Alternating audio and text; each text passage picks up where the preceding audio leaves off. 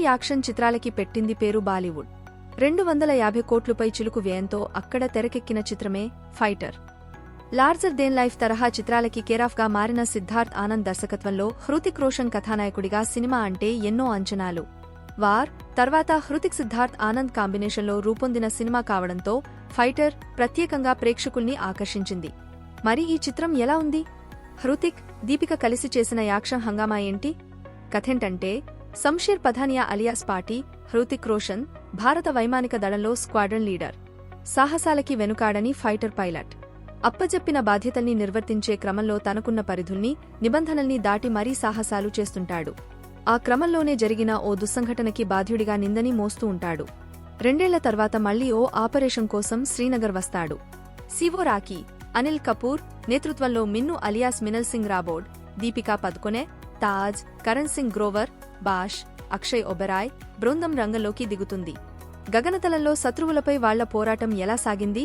Party మళ్లీ నిబంధనని అతిక్రమించాడా? 2 ఏళ్ల కిందట జరిగిన ఆ సంఘటన ఏమిటి?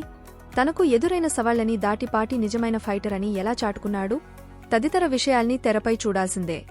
దేశభక్తి నేపథ్యంలో సాగే ఎయిర్ ఫోర్స్ డ్రామా ఇది. దేశ రక్షణ కోసం సరిహద్దుల్లో త్రివిధ దళాలు భూమిపైన, ఆకాశంలోనూ, నీళ్లలోనూ పోరాటం చేస్తుంటాయి. ఇప్పటివరకు దేశభక్తి ప్రధానంగా సాగే సినిమాలు ఎక్కువగా భూమిపై పోరాటం నేపథ్యంలో వచ్చినవే. అప్పుడప్పుడు నావికాదళం, వైమానిక దళం నేపథ్యంలోనూ సినిమాలు రూపుదిద్దుకుంటూ ఉంటాయి. అలా మన వాయుసేన చుట్టూ సాగే కథ ఇది. మన వీరులు గగనతలంలో చేసే సాహస విన్యాసాలు ఎలా ఉంటాయో కళ్లకు కట్టేలా చూపించే ప్రయత్నం చేశారు. ఇందులో కథ కంటే కూడా డ్రామా, యాక్షన్తో కూడిన హంగామానే ఎక్కువ. కశ్మీర్ చుట్టూ సాగే కథ అంటే శత్రుదేశమైన పాకిస్తాన్, అక్కడ ఉగ్రవాదులు కలిసి పన్నే పన్నాగాల చుట్టూనే తిరుగుతుంది. ఇది కూడా అదే టెంప్లేట్లోనే సాగుతుంది.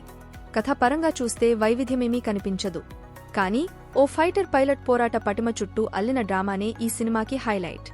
వైమానిక దళం నేపథ్యంలో సాగే యాక్షన్ సన్నివేశాలు లార్జర్ దేన్ లైఫ్ తరహాలో సాగుతూ ప్రేక్షకుల్ని అబ్బురపరుస్తాయి. హాలీవుడ్ చిత్రాల్ని తలదనే రీతిలో ఆ సన్నివేశాల్ని తీర్చిదిద్దడంలో దర్శకుడు సఫలమయ్యాడు. వాటికి తోడు దేశభక్తి అంశం కూడా ప్రభావం చూపించడం సినిమాకి కలిసొచ్చింది. ప్రథమార్ధం ప్రధాన పాత్రల్ని, కథా ప్రపంచాన్ని పరిచయం చేస్తుంది. గగనతలంలో పోరాటం చేసే విషయంలో సన్నద్ధత ఎలా ఉంటుంది? దూసుకొస్తున్న శత్రువుల తూటాల్ని ఎదురెడ్డుతూ ఫైటర్ పైలట్స్ ఆకాశంలో ఎలాంటి సాహసాలు చేస్తుంటారో చూపించారు. ద్వితీయార్ధంలో కథలోని అసలైన సంఘర్షణ ఉంటుంది. పుల్వామా దాడి, ఆ తర్వాత సంఘటనల స్ఫూర్తితో సన్నివేశాల్ని మలిచాడు దర్శకుడు. 2 ఏళ్ల కిందట పార్టీ జీవితంలో జరిగిన సంఘటన, మిన్ను వ్యక్తిగత జీవితం, వాళ్ల తల్లిదండ్రులు గర్వపడే సందర్భంలో వచ్చే సెంటిమెంట్ సన్నివేశాలు మనసుని కదిలిస్తాయి. పతాక సన్నివేశాల్లో కళ్లు చెదిరే యాక్షన్ ఘట్టాలు చిత్రానికి ప్రధాన ఆకర్షణ.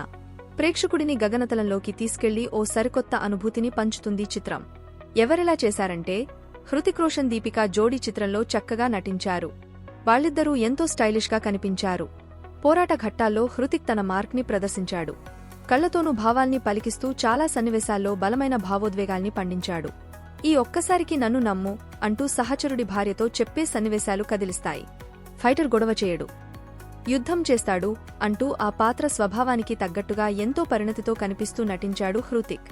ఇంట్లో వాళ్లు పెళ్లి చేయాలనుకుంటుంటే తను మాత్రం తన కలలకి రెక్కలు తొడుగుతూ ఎయిర్ ఫోర్స్లో చేరిన యువతిగా దీపికా పదుకొనె కనిపిస్తుంది. అమ్మాయిలు ఆకాశంలోనూ సమానం అంటూ ఆమె పాత్ర చాటుతుంది. ద్వితీయార్ధంలో దీపికా పాత్ర చక్కటి భావోద్వేగాల్ని పండిస్తుంది. అనిల్ కపూర్ పాత్ర చిత్రానికి ప్రధాన బలం. ఆయన రాకీ పాత్రలో ఒదిగిపోయారు. కరణ్ సింగ్ గ్రోవర్, అక్షయ్ ఒబెరాయ్ తదితరులు పాత్రల పరిధి మేరకు నటించారు. సాంకేతికంగా సినిమా ఉన్నతంగా ఉంది.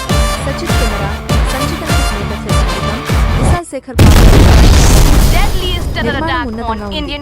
విజయవంతమైన పఠాన్ తర్వాత సిద్ధార్థ్ ఆనంద్ నుంచి వచ్చిన చిత్రమే. ఆ చిత్రానికి దిగుగానే దీనిని రూపొందించారు. యాక్షన్, నేపథ్యం, విజువల్స్ పరంగా పర్వాలేదు కానీ కథనాల పరంగానే నిరుత్సాహపరుస్తారు.